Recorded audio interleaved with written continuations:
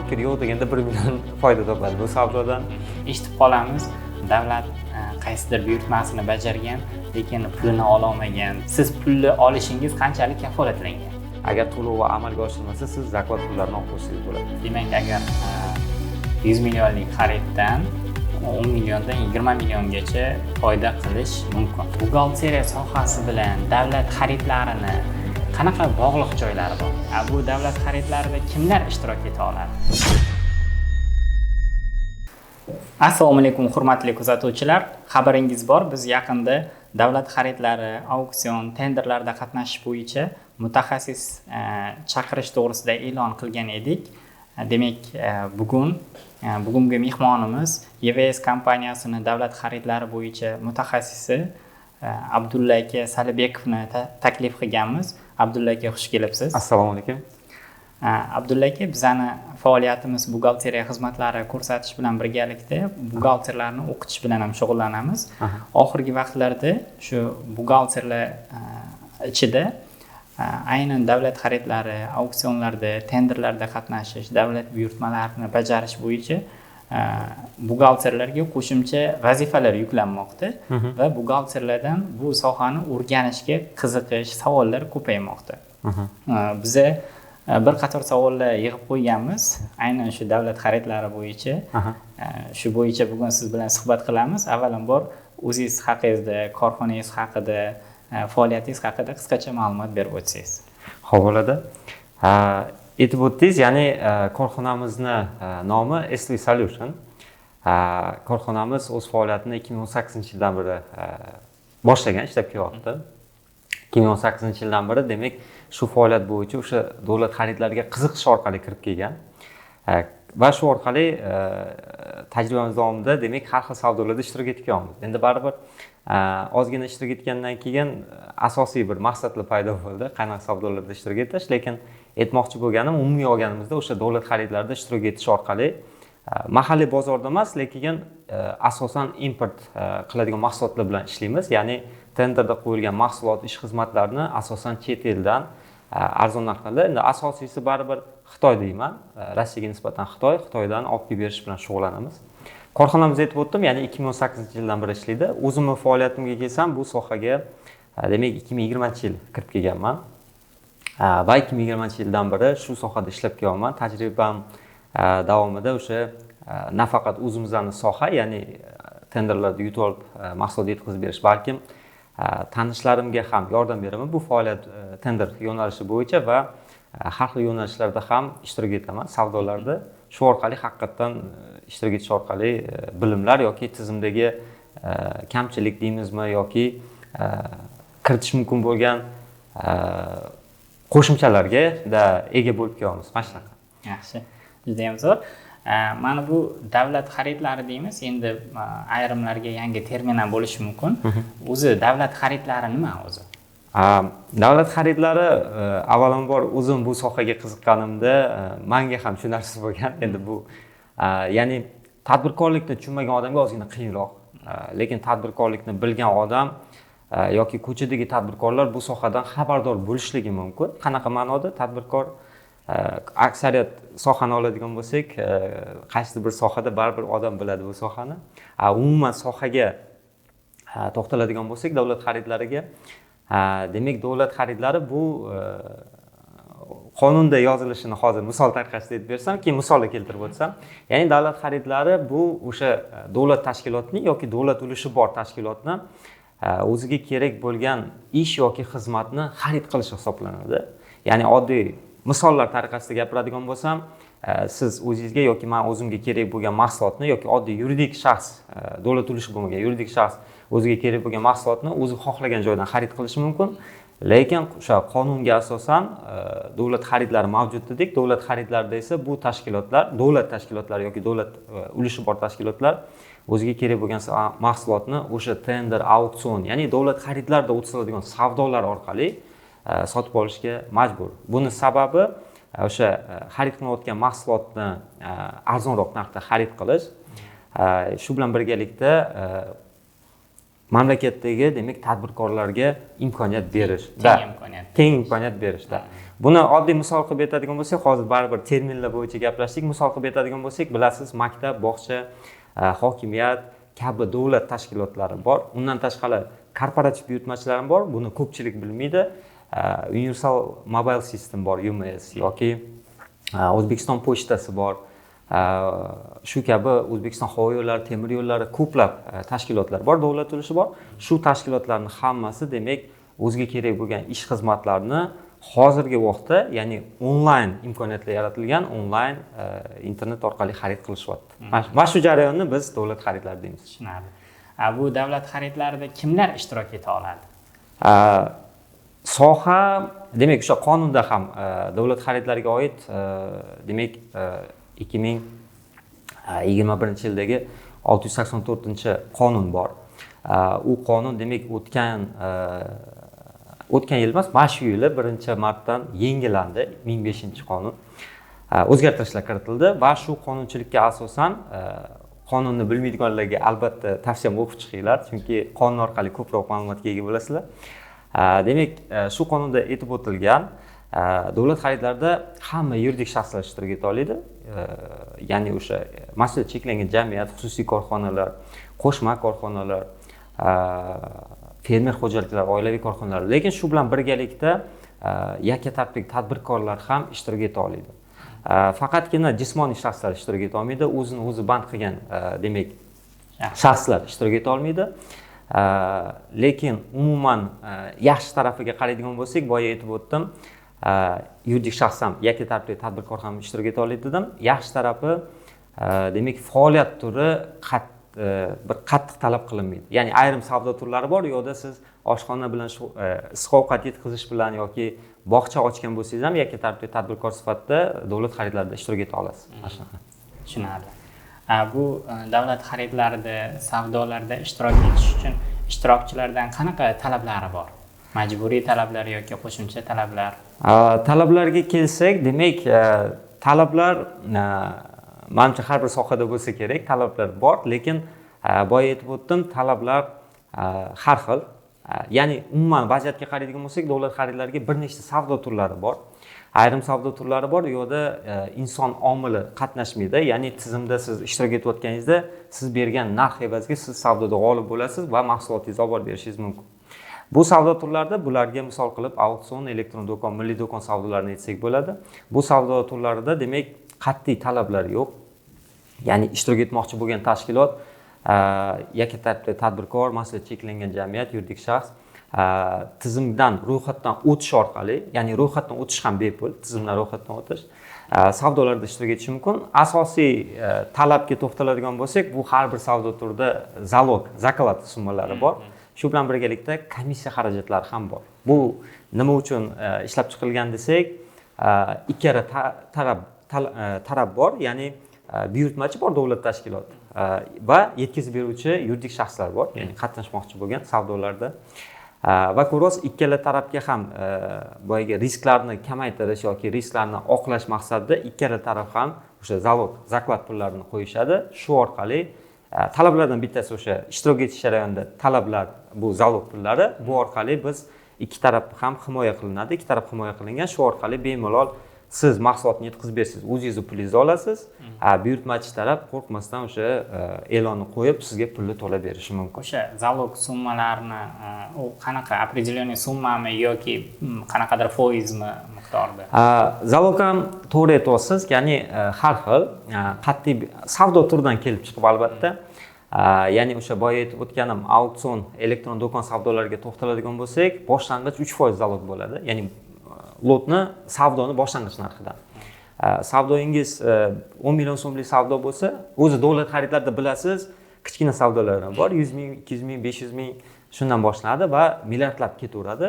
Ya'ni o'sha boshlangan savdoingizdan 3% tashkil qiladi. Boya aytdim, 10 million so'm bo'lsa, zalog savdoingiz boshlang'ich narxi zalogingiz 300 ming so'mni tashkil qiladi. Tushunarli. Shu bilan birgalikda yana bir qo'shimcha aytmoqchidim. Aytib o'tdik, talablar sifatida talab deb nimani aytdik, qanaqa talablar qo'yiladi deb aytdik. Ya'ni zalog, zakolat pullari bor dedik. Lekin ozgina mukammalroq bo'lgan savdo turlari bor. Mukammalroq bo'lgan deganim bu demak ishtirok etish jarayonida faqat narx emasda hujjatlar ham taqdim etishingiz kerak. Asosiy biz o'zimiz ishtirok etadigan yoki foyda ko'p qoladigan, ishtirok etishda qiziq savdolarni ko'radigan tenderlarning summasi o'sha hammasi ham milliarddan katta emas, kichkina summalar ham bor u yerda. Ya'ni ko'pchilikka to'g'ri keladi deyman. O'sha savdo turlarida foyda ko'p qoladi va o'sha savdo turida biz qo'shimcha talablarni ko'ramiz. Ya'ni men nima demoqchiman? Auksion elektron do'kon savdolarida ishtirok etsak, bizga faqatgina zalog miqdori bo'lsa, zalog pullarimiz bo'lsa bo'ldi. Lekin tanlov va tender savdolariga kirmoqchi bo'lsak, bizdan qo'shimcha hujjatlar taqdim etilishini ko'rishimiz mumkin. Agar faoliyat soha bizdan kerakli hujjatlarni talab qilsa, xizmat ko'rsatish bo'yicha litsenziyalar yoki qaysidir bir tovarni yetkazib berish bo'yicha ruxsatnomalar talab qilinsa, albatta ular ham bo'lishi kerak. Ya'ni ko'rdingiz, aytmoqchi bo'lganim, tizim bizga katta imkoniyat beryapti. Kichkina tadbirkor bemalol kirib, sekin-sekin katta savdolarga o'tib ketishi mumkin. Tushunarli. Endi navbatdagi savolga o'tsak, shu buxgalteriya sohasi bilan davlat xaridlarini qanaqa bog'liq joylari bor? Xo'p, endi menimcha o'sha hujjatlar bilan ishlashni misol qilsak bo'ladi. Ya'ni o'zi buxgalteriya bu har bir tadbirkorga bog'liq kasb hisoblanadi. Har bir tadbirkorlik bilan shug'ullangan tadbirkor buxgalterga murojaat qilishadi. Davlat xaridlari ham xuddi shunaqa, ya'ni ko'ryapsiz, tadbirkorlikni boshlaganingizdan keyin ham buxgalter kerak, ham demak davlat xaridlarida ishtirok etmoqchi bo'lsangiz, broker ham kerak bo'ladi. O'shanga men aytmoqchi bo'lganim, birinchidan ikkala holatda ham ko'ryapsiz, buxgalterga ham brokerga ham muhtojlik bor tadbirkorda, bu bir. Ikkinchidan o'sha hujjatlar bilan ishlashni ko'rishimiz ham mumkin. Ya'ni men tadbirkor bo'lsam, bu sohaga kirib kelayotgan bo'lsam, boshlagan bo'lsam, birinchi navbatda aksariyat hozir uchratayotgan holatimiz bu buxgalterlarga chiqishadi. Boyagi tadbirkorlar, men davlat xaridlarida ishtirok etmoqchi edim, men bu lotda ishtirok etmoqchimiz deb, o'sha asosiy jihatlari bu menimcha o'sha hujjat yuritish taraflama murojaat qilishadi. O'sha bo'lsa kerak. Bu mana shu bizaga ham endi har xil kompaniyalar bilan ishlaymiz. O'zimiz xizmat ko'rsatuvchi mijozlanishida ham o'zini tovarni o'sha davlat xaridlariga qo'yish bo'yicha bizaga murojaat qilib qolishadi. Bu bo'yicha bizada mutaxassis bor. Endi yana ham kengaytirish maqsadida, xudo xolasa, kelgusida o'zimiz xodimlarni ham shu mana shu davlat xaridlarida ishlash, davlat xaridlarida qatnashish, tenderlarda qatnashish bo'yicha malakalarni oshirsak, menimcha maqsadga muvofiq bo'ladi. To'g'ri. Endi o'sha brokerlik dedingiz hozir. Brokerlik qilish uchun qanaqa talablar bor? Nimadan boshlash kerak? O'sha bo'yicha bir ma'lumot berib. Xo'p, bo'ladi. Brokerlikka to'xtalsak, o'zi broker kim o'zi? To'g'ri, broker kimdan boshlasak, to'g'ri aytdingiz. Broker bu endi broker o'zi tushunchasiga to'xtaladigan bo'lsak, hamma bilsa kerak. Broker bu o'rtakash yoki o'rtada bir ishni qilib beradigan odam, vositachi-da. O'zi broker sohasi so'zini ham qaraydigan bo'lsak, bir nechta sohalarda ham ishlatilishini ko'rishimiz mumkin. Bizning holatda mana shu tender, auksion brokerlarini misol qilib aytadigan bo'lsak, davlat xaridlarida o'sha o'tkazilayotgan savdolarda ishtirok etib beradigan odam hisoblanadi. Ya'ni tasavvur qiling, men buxgalter, tadbirkorman, meni oy oxirida yoki kvartalni yoki yil oxirida soliq topshiradigan vaqtim keldi va men nima qilaman? Men buxgalter topishga nima qilaman? Tushib qolaman. Buxgalter topib, chunki solig'imni vaqtida topshirmasam menga jarima bo'ladi. Broker ham xuddi shunaqa kasb, faqatgina ko'rdingiz, soliq topshirish jarayonida emas, faqatgina savdoda ishtirok etib berish jarayonida, demak, tadbirkorlar murojaat qilishadi. Kimdir broker bilan qanaqa holatlarda ishlaydi desam, kimdir onlayn ishlashadi, ya'ni buxgalteriyada ham bor-ku shunaqasi, ya'ni buxgalterini ko'rmagan tadbirkorlar ham bor-da, outsourcedan foydalanadigan. Brokerlikda ham xuddi shunaqa, ya'ni bir xil brokerlar o'zi mijozini ko'rmagan ham shunaqasini ham kuzatishimiz mumkin. Bir xillarda esa asosan baribir shtatda ishlashadi, shtatda aniq bir vazifalarni belgilab qo'yib, mutaxassis sifatida ham shtatda ishlashadi. Bir xil brokerlar bor, ular o'zim guvoh bo'lganim, ya'ni ko'rib turayotgan aksariyat holatlarda bitta broker bir nechta korxonani olib xizmat ko'rsatgan holatlarni ham ko'rsatamiz. Brokerga to'xtaladigan bo'lsak, o'sha savdolarda ishtirok etib beradigan mutaxassis hisoblanadi tenderlarda. Bu mutaxassislarga qanaqadir sertifikatmi, litsenziyami nimadir talab qilinadimi brokerlik faoliyati bilan shug'ullanish? Bu ham to'g'ri, yaxshi savol. Ya'ni hozirgi vaqtda endi aynan davlat xaridlari brokerini qaraydigan bo'lsak, tenderlarda, auksionlarda ishtirok etib beradigan brokerlarni qaraydigan bo'lsak, bu qonun taraflama bir litsenziyaga talab qo'yilmagan, ya'ni ruxsat ko'rsatish uchun ruxsatnoma yo'q. Ya'ni o'zingiz sohani o'rganib olgan holatda xizmat ko'rsatsangiz bo'ladi bemalol va bu holatda bir sizdan qo'shimcha hujjatlar yoki ruxsatnomalar talab qilinmaydi. Mana shunaqa. Demak, tadbirkorlik subyektlari o'zini tovar yoki xizmatlarini xohlasa broker orqali, xohlasa to'g'ridan to'g'ri sotishi ham mumkin, a? To'g'ri. Aksariyat holatlarda o'zi bozorga qaraydigan bo'lsak, tenderlar, auksionlarga, ko'pincha auksionlarda ko'rishimiz mumkin. Tadbirkorlar o'ziga mustaqil ishtirok etishyapti. Bu haqiqatan yaxshi nima deb o'ylayman, yaxshi qadam deb o'ylayman. Faqat o'sha tadbirkorlarga bir o'zimni endi shaxsiy maslahat demayman, lekin tavsiyam bor edi. Menimcha o'sha qaysi bir sohani boshlashdan oldin qonun qoidasini bilib olganimiz yaxshi. Nima sabab? Chunki o'sha orqali boshqalarga noqulayliklar yaratilishi mumkin. Ya'ni o'shaning uchun agar sohada endi ishlab kelayotganlar bo'lsa, ular o'sha qonunchiliklarni o'ziga qarab olgani yaxshi. Yoki boya aytib o'tdingiz, tadbirkorlar o'sha o'ziga mustaqil ishtirok etishyapti bu savdolarda. Ba'zi bir holatlarda endi qiyinchilikka duch kelsa yoki muammolarga duch kelsa yoki o'zi tushunmagan savdolar bo'lsa, brokerlarga ham murojaat qilishyapti. Brokerlarning xizmat haqlari qanaqa? Shu haqida ham qisqacha ma'lumot bersangiz. Xizmat haqlari har xil, ya'ni oddiy misol buni aytishdan oldin aytib o'tsam, oddiy misol agar buxgalterlarga aytishim mumkin, ya'ni sohaga qiziqayotgan buxgalterlar tender yoki auksionlarda broker bo'lmoqchi bo'lsa, oddiy misol OLX saytlar bor bilamiz yoki Headhunterga kirib, mana shu davlat xaridlari bo'yicha mutaxassis izlashsa, tender broker deb so'zlarni yozsa, o'sha brokerlar chiqib keladi. Aloqaga chiqib, o'ziga ham so'rashi mumkin. O'tgan safar darsimizda bir bo'lgan holat, e-auksion sayti, endi bu davlat xaridlari emas-ku, lekin bu sohada ham brokerlik hissa bo'ladi. Oddiy misol, o'sha darsni o'zida telefon qilib ko'ryapmiz, demak, nimaga, brokerga va 1,5 milliardlik savdoda u aytayapti, ishtirok etib berishim. Demak, 2 minimalka deyapti, 2 BXM 750 ming so'm deyapti. G'olib bo'lgan taqdirda demak 0.5% tashkil qiladi deyapti. Bu уже taxminan ko'rasiz 7,5 million so'm.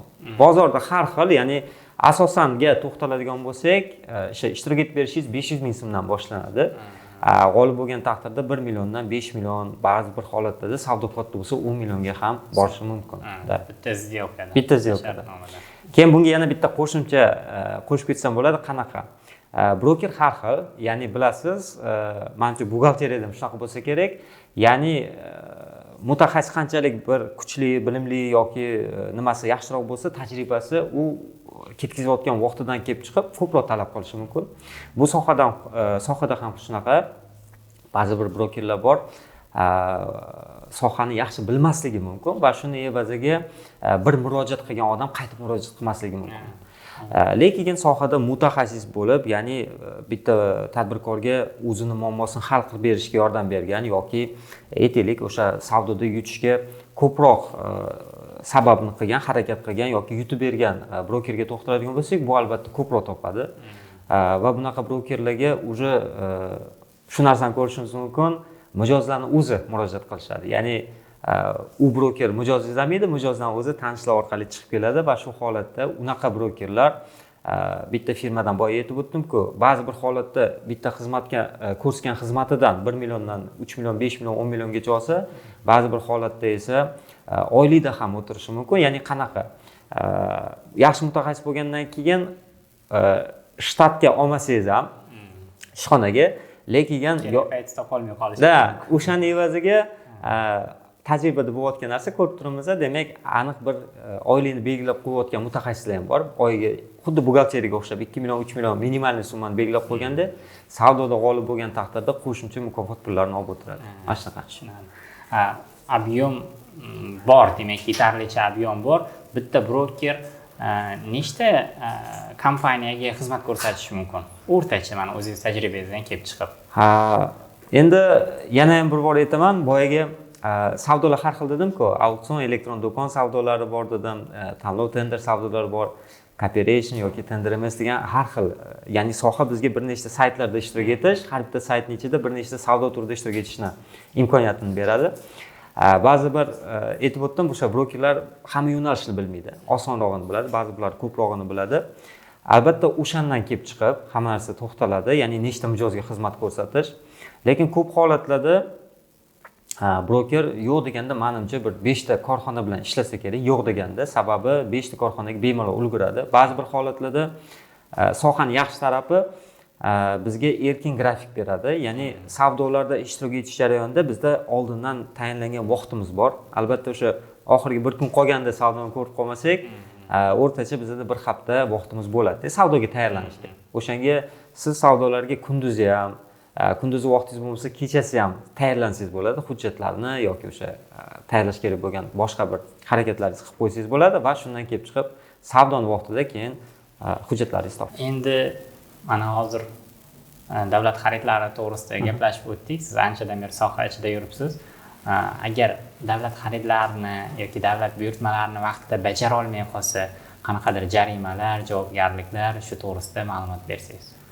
Xo'p, to'g'ri, bu tarafda ham bor tizimma, ya'ni haqiqatan bu narsalar ham ko'rilgan. Haqiqatan agar aytaylik, qaysi bir tashkilot yutib olib mahsulotni vaqtida yetkazib bermasa yoki kechiktirsa, birinchi navbatda avvalambor o'sha oddiy hujjat, ikkita yuridik shaxs bir-biri bilan shartnoma tuzgandagi shartnoma bo'ladi o'rtada. Shartnomani shartlarida bu narsalar ko'rsatib ketiladi, ya'ni kechikkan kunlari uchun peniyalar tug'ilishi mumkin. U ham buyurtmachining qo'lida bo'ladi, mahsulotni kechiktirgan taqdirda. Boshqacha holat, yetkazib beruvchi vaqtida pulini to'lab bermasa, u yoqda ham shunaqa choralar ko'rilishi mumkin. Lekin baribir asosiy nima? Ehtiyot bo'lish kerak bo'lgan narsa bu tizimda, davlat xaridlarida, o'sha auksion tenderlarda insofsiz ichida reyestr degan reyestr bor, mavjud va bu reyestrga tushib qolgan taqdiringizda siz davlat xaridlari savdolaridan demak 2 yilga nima bo'lasiz? Chetlashtirilasiz va ishtirok etolmay qolasiz. O'shanga bu reyestrga tushmaslikni nimasi? Yo'li bu o'sha qonunchilikni buzmaslik, ishtirok etish jarayonida va mahsulotlarni o'z vaqtida yetkazib berish. Bunga bir qo'shimcha ham kiritib ketsam bo'ladi. Hozir yangi qonunchilik kuchga kiryapti. Moliya vazirligining Iqtisodiyot va Moliya vazirligining demak byurog'i bor. Adliya vazirligi tomonidan o'sha 18-apreldan kuchga kiradi shu yili va shundan kelib chiqib hozir mana shunaqa insofsiz ijrochilar ko'payib ketgani evaziga, ya'ni o'z vaqtida tovar olib kelib yurmaydigan mahsulotlarni olib kelib yurmaydigan ko'payib ketgan evaziga hozir endi shu narsa bo'yicha, ya'ni mahsulotlarni vaqtida yetkazib berish bo'yicha ehtiyot bo'lish kerak. Ya'ni haqiqatan vaqtida olib kelib bermasangiz, bir olib kelib bermaganingiz evaziga ham bu ro'yxatga tushib qolishingiz mumkin. O'shanga savdoda ishtirok etishdan oldin avvalambor hamma narsa beriladi, ya'ni parametrlar beriladi, nima olib kelib berish kerakligi, faqatgina siz o'shanga rioya qilsangiz bo'ladi. Hamma mas'uliyat o'zingizda bo'ladi. Endi real raqamlar bilan gaplashsak, masalan, 100 millionlik davlat xaridi qo'yilgan. O'sha xaridni bajarib qancha foyda topish mumkin? Foyda ham albatta hammaga qiziq narsa, foyda qanaqa bo'lishi. Soha har xil, sohadan kelib chiqib avvalambor, ya'ni boya aytib o'tdik-ku, bu sohada broker bor dedik, bu sohada tadbirkor bor, o'rtada demak oldi-sotdi bilan shug'ullanadigan vositachi ham ko'rishimiz mumkin. Ya'ni o'shandan kelib chiqib, yana brokerga to'xtalsak, broker yo'q deganda 1 million foyda topadi bu savdodan. Agar ishlab chiqaruvchi ishtirok etsa, menimcha ko'proq daromad ko'proq bo'ladi, lekin o'rtadagi vositachi sifatida, olib sotar sifatida ishtirok etgan tadbirkor o'rtacha 10 dan 20% gacha daromad topishi mumkin. Qanaqa ma'noda demoqchiman? Ishlatayotgan pulingizdan. Ko'chada bilasiz, oddiy do'konda ham xuddi shu qonun amalga oshiriladi, ya'ni sotayotgan mahsulotidan bir 20% foyda qo'yib sotadi mana. Demak, agar 100 millionlik xariddan 10 milliondan 20 milliongacha foyda qilish mumkin. To'g'ri. O'rtacha sonlar mana shunaqa, kimdir bilmadim, endi kimgadir pastroq foyda qulay bo'lsa, balkim 5 million foyda uchun ham ishtirok etar, lekin o'rtacha sonlarga kelsak, o'sha 10 milliondan 20 milliongacha. Mana. Lekin ayrim savdolar chiqib qoladi, ular haqiqatan zo'r. Ya'ni bu ham balkim omad deymiz, balkim harakatga ham bog'liq. Sababi ishtirok etish jarayonida har xil savdolar chiqadi. O'sha omadingiz kelib, harakatingiz orqali o'sha savdolarga to'g'ri kelib qolsangiz, boyagidagi 10 million, 20 million emas, balkim 30 million, 40 million ham foyda topsangiz bo'ladi. Zarar ham ko'rish mumkinmi? Zarar boyagi narsa, boyagi aytib o'tgan holatim, ya'ni qanaqa ma'noda biz savdolarda ishtirok etishimizdan oldin endi aytib o'tdim-ku, davlat xaridlarida biz yoki mahsulot yoki xizmat olib borib beramiz. Ya'ni mahsulot bo'lsa tovar olib borib berishimiz kerak, xizmat bo'lsa o'shani qilib berishimiz kerak. Hamma shartlar oldindan yoziladi. Ya'ni nima mahsulot olib kelib berish kerakligi yoki nima xizmat bo'lsa, nima xizmat qilib berish kerakligi. Oldindan hamma parametrlar, hamma mahsulot yoziladi. Bizning vazifamiz, birinchi vazifamiz o'sha parametrlarni o'qigan holatda, o'shalarga rioya qilgan holatda yetkazib berish. O'rganib chiqish, bozor o'rganib chiqib, to'ppa-to'g'ri, bozor o'rganib chiqib, o'sha so'ralayotgan mahsulot yoki xizmatni qilib berishimiz kerak. Agar haqiqatan biz o'zimiz xatolikka yo'l qo'ysak, ya'ni tasavvur qiling, televizor so'ralyapti, 20 dona, haligi hamma narsasi parametr yozildi, faqatgina haligi pultini biz ko'rmay qoldik yoki pulti boyagi mishkaga o'xshab mamlaqa nima boshqarsa bo'ladigan funksiyasi bor, biz uni ko'rmay qoldik. Smart televizor so'ralgan edi, oddiy televizor. Bu ham bitta misol, to'ppa-to'g'ri. Mana shunaqa holatlarda o'zimiz xatolikka yo'l qo'ysak, ya'ni ahamiyat bermagan bo'lsak, o'sha narsa bizga qiyin muammolarga olib keladi. Sababi buyurtmachini haqqi bor, u mahsulotni qabul qilmaslikka. Lekin nimalar deymiz, отклонение, haligi parametrlar katta farq qilmagan taqdirda albatta buyurtmachi ham bizga, demak, nimaga borishi mumkin? Bizga yon bosishi mumkin. Ya'ni qanaqa ma'noda parametrlar katta farq qilmagan taqdirda mahsulot arzonlik evaziga, ya'ni arzonga xarid qilayotgan evaziga bu narsalar qabul qilinishi mumkin. Mana shunaqa. Tushunarli. Endi mana shu buxgalterlarga, o'sha davlat xaridlariga qiziqayotgan buxgalterlarga qanaqa maslahat bergan bo'lardingiz? Xo'p, boya aytib o'tdik, brokerlik sohasi haqida. Brokerlik sohasi umuman bir buxgalter uchun qiyin soha deb o'ylamayman. Sababi buxgalter sonlar bilan ishlayotgan demak, kasb, mutaxassis va bu sohada birinchi navbatda aytmoqchi bo'lganim qiyin emas. Lekin o'sha nimadan boshlash kerak degan savolga to'xtaladigan bo'lsak, ijtimoiy tarmoqlarda hozir ko'rasiz, demak, ma'lumotlar bora-bora ko'payyapti. Shu yo'nalishda ham qiziqsangiz bo'ladi. O'zimizda bizni ijtimoiy tarmoqlarga kirgan taqdirda ham shu soha bo'yicha bir imkon qadar odamlar o'sha davlat xaridlariga qiziqqanlar ishtirok etsin deb ma'lumotlarni ko'paytirib qo'ydik. Yoki boya aytib o'tganim qonunchiliklar bor. Qonunchilikda, ya'ni mana shu davlat xaridlari umuman qanaqa o'tkazish haqida hammasi qadamma-qadam yozilgan. Faqat bilamiz, qonunchilikni o'qish ozgina hammaga ham qiziq bo'lmaydi, qiyinroq tuyuladi, terminlar bilan tushunib olish kerak. Sohaga endi kirib kelgan odam u ozgina qiynaladi haqiqatan. O'shaning uchun ijtimoiy tarmoqlar orqali, demak, ko'proq ma'lumotga ega bo'lish mumkin. Hozirda o'sha tadbirlarda ham ko'rib turibmiz, yoki qonunchilikda ham nazarda tutilyapti.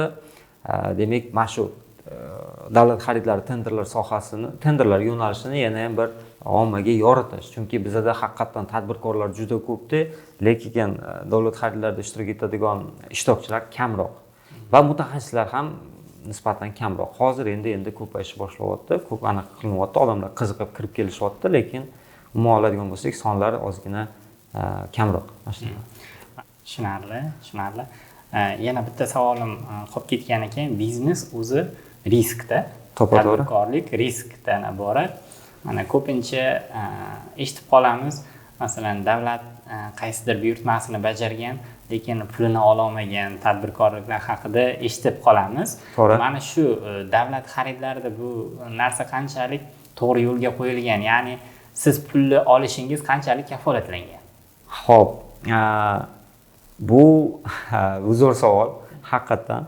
Ya'ni men bitta narsaga ko'p duch kelaman, o'sha darsimizga endi yozilgan o'quvchilarda ko'p uchraydigan savol yoki sohaga qiziqqanlarda mana sizga o'xshab xuddi shunaqa bu savol uchraydi. Qanaqa ma'noda? Ya'ni aytishadi, oldindan ishlab kelayotgan tadbirkorlar aytishadi, davlat bilan ishlamagan yaxshi, ya'ni pulingizni vaqtida ola olmaysiz, keyin muammolarga duch kelasiz deyiladi ko'p holatlarda. Shunaqa tushuncha qolgan. Lekin hozirgi vaqtda o'sha aytib o'tdik, davlat xaridlari 2018-yilda onlaynlashtirildi, savdolar tizimlashtirildi va 2022-yilda butunlay, ya'ni hamma savdo turlari onlaynlashtirildi. 2018da bir qismi edi. Konvertda olib borib berish holatlari kuzatilardi. Ungacha ham shunaqa konvert bo'lgan. Lekin 2022-yildan boshlab tizim butunlay onlaynga o'tkazildi. Ya'ni siz savdoda ishtirok etmoqchi bo'lsangiz, narxingizni, taklifingizni onlayn berasiz. Va ko'ryapsiz, tizim takomillashib boryapti, yildan yil imkoniyatlar yana ham qo'shilyapti-da va shu bilan birgalikda o'sha byudjet davlat tashkilotlari bilan integratsiya tizimlari ham byudjet bilan integratsiya qilingan. Qanaqa ma'noda, nima demoqchiman? Tasavvur qiling, maktabga aytaylik bir 10 ta kompyuter kerak xarid qilish uchun.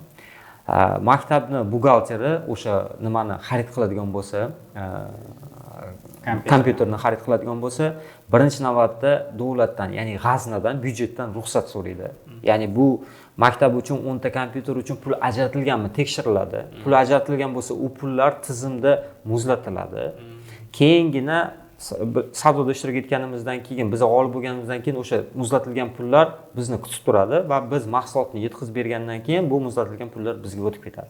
Ya'ni pulni olishimiz kafolatlangan. To'ppa-to'g'ri. Ya'ni aytmoqchi bo'lganim, byudjet tashkilotlari bilan ishlaganimizda, davlat tashkilotlari bilan biz 100% kafolatlanganmiz. Eski holatlar hozir yo'q. Ya'ni ayrim bir holatlarda men hozirgacha duch kelaman, o'sha savdolarda g'olib bo'lib turib, pulimni ola olmayman degan ishtirokchilar ham kuzatiladi. Bu ko'rdingiz, hammasi nimaga bog'liq? Qonun qoidani bilmaslikka. Qonun qoidani bilgan inson biladi, bu pullar o'sha tizimda muzlab turganini. Shunga ya'ni aytmoqchi bo'lganim, oldindan to'lovlarimiz kafolatlangan. Faqat yana ham bir qo'shimcha bor bunga. Savdolarimiz turlari har xil dedim. Ya'ni qaysi bir tizimda bu boshqacharoq bo'lishi mumkin. Elektron do'kon, auksion savdolarimizda bu mashnaqa pullarimiz oldindan kafolatlangan. Lekin ikkinchi savdo turlari bor, bular tanlov va tenderlar. Yo'da pullar oldindan ajratilgan, ya'ni pulingiz haqiqatdan bor, lekin to'lov usuli ozgina farq qiladi. Ya'ni u holatlarda bizga oldindan avans to'lab beriladi. Lekin bu yerda ham xuddi shu holat, ya'ni pul ajratilganlik evaziga byudjet yoki davlat tashkilotlari savdoni qo'ya oladi. Bu endi byudjet tashkilotlarini aytdim. Chuqurlashadigan bo'lsak, korporativ buyurtmachilar ham bor. Ularda shtrafli nimalar bo'ladi, zaklad pullari bo'ladi. Ular agar to'lov amalga oshirilmasa, siz zaklad pullarini olib qo'ysangiz bo'ladi. Har tomonlama imkoniyatlar yaxshi. Tushunarli. Mana shu davlat xaridlarida sizlarda hozir kurslarimiz bor deb aytib o'tib ketdingiz.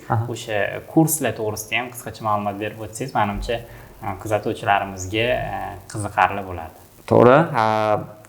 Demak, aytib o'tdik, o'zimizning faoliyat o'sha 2018-yildan beri ishlab kelyapmiz dedik. Faoliyatimiz davomida haqiqatan juda katta bir nimalarga duch kelganmiz, muammolarga. Ya'ni yangi sohaga kirib kelgan odam, menimcha har bir sohada bunaqa muammoga duch kelsa kerak. Xuddi bir yangi tadbirkor korxona ochgandan keyin boyagi solig'ini vaqtida to'lamasa, nimaga, shtrafga, jarimaga tushib qolishi mumkin. Xuddi shunaqa holat bizda ham har xil vaziyatlar bo'lgan, har xil holatlar bo'lgan. O'sha vaziyatlardan kelib chiqib, demak, o'quv kurslarini boshlaganmiz, yo'lga qo'yganmiz. Ya'ni maqsad nima? Maqsad shu sohaga kirib kelayotgan tadbirkor biz qo'ygan yoki qo'yishi mumkin bo'lgan xatoliklarga yo'l qo'ymasligi avvalambor, birinchisi. Albatta shu bilan birgalikda ikkinchisi, menimcha bu vaqt yo'qotmaslik. Ya'ni bilasiz, qaysi bir sohada biz mutaxassis bo'lishimiz uchun, o'rganib olishimiz uchun bizga vaqt talab qilinadi. Qaysi bir holatlarda belgilangan vaqtlar ham mavjud. O'shani aytmoqchi bo'lganim, agar qaysi bir buxgalter, o'sha broker bo'lmoqchi bo'lsa yoki aytaylik qaysi bir tadbirkor bu sohaga kirib o'z mahsulotlarini sotmoqchi bo'lsa, o'sha taraflama vaqt yo'qotmasligi uchun o'sha o'quv kurslarini yo'lga qo'yganmiz. O'quv kurslarimiz, aytib o'tdim, tajribadan kelib chiqib yozilgan. Imkon qadar o'sha hammaga tushunarli bo'lishi uchun, balkim hozir ham terminlar bo'yicha ozgina gaplashib ketayotgandirman, lekin o'quv darslarida imkon qadar sodda tilda yozganmiz, ya'ni hammaga tushunarli bo'lishi uchun. Va shu orqali o'zlashtirish ham oson bo'ladi. O'zi video darsligim nimamizga, o'quv kurslarimizga to'xtaladigan bo'lsak, ikki bosqichdan iborat o'quv kurslarimiz. Ya'ni birinchi bosqichda o'sha video darsliklarni ko'rish orqali, ikkinchi bosqichda esa ofisimizga kelib o'sha o'quv markazimizda amaliyot darslari mo'ljallangan va shu orqali demak shu sohada o'rganmoqchi bo'lgan odam mutaxassis bo'lishi mumkin. Offline kurslaringiz o'sha o'quv markaziga kelib o'rganish kerakmi yo masalan bizda ko'pchilik kuzatuvchilarimiz viloyatlardan kuzatayotgan bo'lishi mumkin va qiziqish bildirayotgan bo'lishi mumkin. Ularga onlayn o'qish imkoniyati bormi? Darsimizni aytib o'tdim, ya'ni birinchi qismi onlayn mo'ljallangan. Ya'ni asosiy maqsad nima? Asosiy maqsad bilamiz, qaysidir bir sohani boya aytdik, o'rganmoqchi bo'lsangiz vaqt talab qilinadi dedik. Vaqt esa hammamizda hozir bilasiz juda kam. Oddiy misol o'sha buxgalteriya sohasini ham o'rganmoqchi bo'lsangiz yoki boshqa bir sohalarni olsak ham amaliy mashg'ulot darslarimizni juda ko'p vaqtni talab qiladi. Amaliy emas, nazariy mashg'ulotlarimizni ko'p vaqtni talab qiladi. O'sha nazariy mashg'ulotlarga bu sohaga qiziqqan odam kelib ketishga vaqtini sarf qilmasligi uchun biz video darsliklarni yo'lga qo'yganmiz birinchi etapda. Ya'ni haqiqatan siz Toshkentda bo'lsangiz ham yoki aytaylik viloyatda bo'lsangiz ham onlayn video darsliklarni ko'rib soha haqida umumiy tushunchaga ega bo'lasiz va albatta amaliyotsiz imkoni yo'q, o'shaning uchun darslarga ham kelib amaliyot qilsa bo'ladi. Ya'ni boshqacha qilib aytganda viloyatdan tomosha o'qimoqchi bo'lgan bu sohaga qiziqqan odamlar video darsliklarimizni ko'rib o'ziga ishtirok etishi ham mumkin, lekin qiziqqan taqdirda, agar xohishi bo'lgan, imkoniyat bo'lgan taqdirda o'quv markazimizga kelib amaliy mashg'ulotlarda ham qatnashsa bo'ladi. Mana bizani faoliyatimizda ham o'sha birja davlat xaridlariga tushunadigan mutaxassisga ehtiyoj tug'iladi. Bizani bitta alohida xodimimiz bor. Aynan o'sha tenderlarda qatnashish, davlat xaridlarida qatnashish bo'yicha shug'ullanadi. Tadbirkorlar o'zini mahsulotlarini o'sha davlat buyurtmasi asosida yetkazib berish ehtiyoji tug'ilganda bizga murojaat qilishadi. Bizani o'sha xodimimiz qatnashib, o'sha auksion tender bo'ladimi, qatnashib, o'sha tadbirkorlik subyektiga hamma talablar to'g'ri keladigan bo'lsa yutib, yetkazib beradi va bunga ma'lum darajada mukofot pul oladi. To'g'ri aytasiz, haqiqatan mana o'quvchilarimizda ham to'xtaladigan bo'lsak, bizda ham buxgalter sohasida ishlab kelayotgan mutaxassislarni ko'raman, sohaga qiziqayotgan. Sababi haqiqatan qaysidir bir holatlarda buxgalterda bir nechta korxonalar mavjud va korxonalar o'sha tushunishim bo'yicha ularga murojaat qilishgan, boyagi tender sohasida xabaringiz bormi deb va shundan kelib chiqib bir xillar qiziqqanda va brokerlikni, ya'ni davlat xaridlarida, auksionlarda brokerlikni o'rganib, haqiqatan xizmat ko'rsatib kelayotganlar bor mana shunaqa. Albatta, buxgalterlar ichida ko'pchilik buxgalterlar faqat buxgalter emas, hozir yurist, kadrovik, broker bo'lishiga to'g'ri kelyapti, bu zamon talabi. Endi yana bitta savol. Ko'chaga sotish bilan davlatga sotish o'rtasida nima farqi bor? Qaysi biri выгодно deb o'ylaysiz? Xo'p. Nima plyus, nima minuslari bor? Menimcha bu savolga javobni menimcha faqatgina plyus desam to'g'ri bo'ladi. Chunki minus men ko'rmayman. Qanaqa ma'noda? Oddiy misol, siz tadbirkorlik bilan shug'ullanadigan bo'lsangiz, o'z mahsulotingizni sotish uchun siz albatta yo'q deganda do'kondan sotishni boshlaysiz yoki onlayn do'konlarda hozir sotsangiz ham ko'ryapsiz, bir xil anaqada marketplace'larda oldindan omborlarga mahsulotlaringizni qo'yib qo'yishingiz kerak. Lekin davlat xaridlariga kiradigan bo'lsangiz, sizdan ko'p narsa talab qilinmaydi. Shunchaki ro'yxatdan o'tasiz, ro'yxatdan o'tish bepul. Savdolarda ishtirok etish jarayonida to'g'ri ozgina zakot pullarimiz kerak bo'ladi. Lekin ishtirok etish jarayonida sizda bir tovarni bo'lishi talab qilinmaydi. Ya'ni savdoda ishtirok etib, yutgan taqdirda keyingina mahsulotni ishlab chiqarib yoki o'sha oladigan joyingizdan keyingina sotib olib borib berishingiz mumkin. Ya'ni ko'ryapsiz, oldindan sizga bir xarajat yoki majburiyat yo'q. Bu birinchisi bo'lsa, ikkinchisi davlat xaridlari o'zi bilasiz, davlat menimcha har bir mamlakatda, deyarli har bir mamlakatda davlat eng katta buyurtmachi hisoblanadi. Ya'ni davlat xaridlarida biz juda katta summalarni ko'ramiz, xarid qilinayotgan tovarlardan, umumiy summalarni. Va aytmoqchi bo'lganim, bu davlat tashkilotlari har bir viloyatda mavjud va biz savdolarni respublika bo'yicha ko'ramiz. Ya'ni siz agar ishlab chiqaruvchi bo'lsangiz, siz agar oldi-sotdi bilan shug'ullanayotgan bo'lsangiz, hattoki xizmat, mana sizning holatingizda buxgalter, audit, налоговый konsultant sifatida xizmat ko'rsatayotgan bo'lsangiz ham, butun O'zbekiston bo'yicha xizmat ko'rsatish imkoniyati bor. Ya'ni sizni xabaringiz bo'lmagan tashkilot savdo qilib qo'ysa, ishtirok etsa, g'olib bo'lsangiz, o'sha, ya'ni boshqa viloyatga ham o'z mahsulotingizni, xizmatingizni yetkazib berishingiz mumkin. Yana ham ko'ryapsiz, nimaga olib kelyapti? Ortiqcha xarajatlarsiz kengayish. Ya'ni filiallar ochish shart emas viloyatlarda, shunchaki davlat xaridlari orqali ham ko'proq nimaga zakazlarga ega bo'lishingiz mumkin. Filial ochish shart emas. Demak, ortiqcha skladga tovarni olib qo'yish yoki olib borib berish shart emas. Demak, zo'r, juda ham yaxshi misol keltirdingiz. Avvalambor sizga vaqt ajratib kelganingiz uchun kattakon rahmat. Buxgalteriya sohasiga qiziquvchilar uchun, davlat xaridlariga qiziqayotgan qiziquvchilar uchun, nafaqat buxgalterlar, tadbirkorlar uchun foydali ma'lumotlar to'g'risida ma'lumot olish uchun, demak, bizani ijtimoiy tarmoqlardagi sahifalarimizga obuna bo'lib qo'yishingiz mumkin. O'z fikr, taklif, mulohazalaringizni qoldirishingiz mumkin. Demak, bugungi davlat xaridlari bo'yicha kurs to'g'risida batafsil ma'lumot sizni ijtimoiy tarmoqdagi sahifalaringizni mana shu video pastida qoldiramiz. Agar foydalanuvchilarimizdan savol, taklif, fikr, mulohazalar kelayotgan bo'lsa, sizlarga yuboramiz va o'ylaymanki, bilim olishda hech qachon erta-kechi yo'q. To'g'ri. Shu uchun nima deymiz?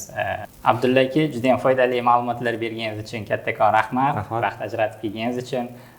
O'ylaymanki, kelgusida bunaqa suhbatlarimizni yana davom ettiramiz. Demak, foydalanuvchilarimizdan taklif, fikr, mulohazalarni kutib qolamiz. Unutmang, ilm olishga kiritilgan sarmoya har doim eng yaxshi daromad keltirgan.